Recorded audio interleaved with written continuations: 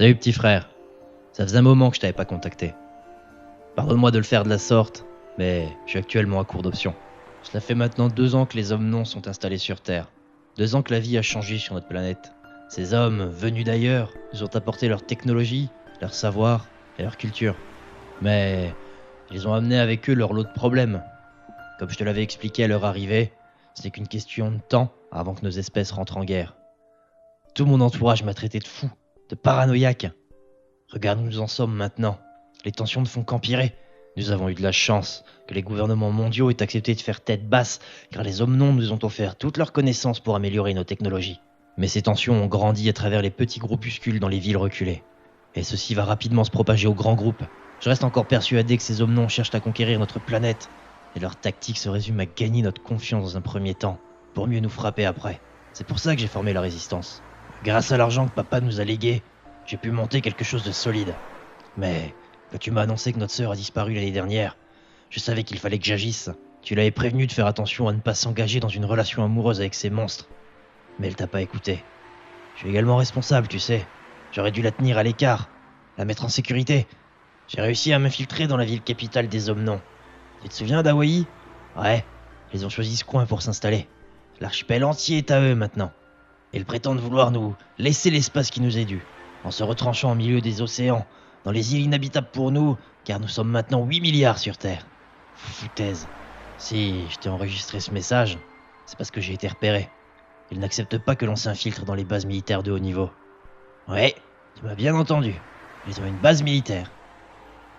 Ils nous invitent en tant que touristes, mais en dessous des îles se trouve un vaste réseau militaire.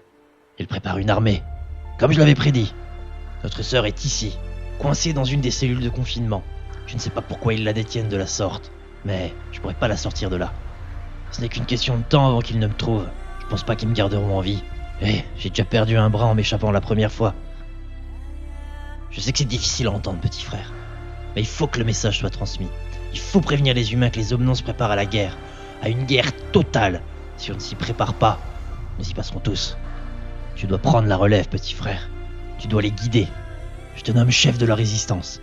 Prends ma place et mène les humains vers une paix durable. Tu dois agrandir notre armée. Sollicite l'aide des Damions. Ils te seront indispensables. N'oublie pas qu'ils ont été créés dans le but de défendre la Terre des menaces extérieures.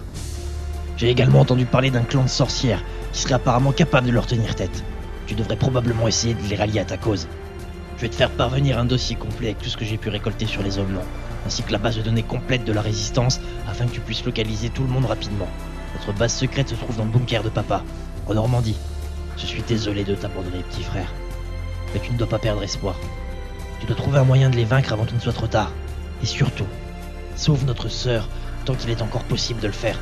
Mener un groupuscule de résistants contre une armée entière d'extraterrestres, ça peut sembler suicidaire. Mais en montrant le bon exemple, le monde entier se soulèvera. Tu dois croire en l'humanité et en leur volonté de survivre. Je te laisse avec un énorme fardeau sur les épaules. J'avais juré à papa de vous protéger. Je ne suis qu'un imbécile pour ne pas avoir su tenir ma promesse. J'espère que tu pourras me pardonner. Courage, petit frère. Je sais que tu peux y arriver. Et n'oublie pas, quoi qu'il arrive, je t'aimerai toujours. Adieu. T'inquiète pas, je m'en charge.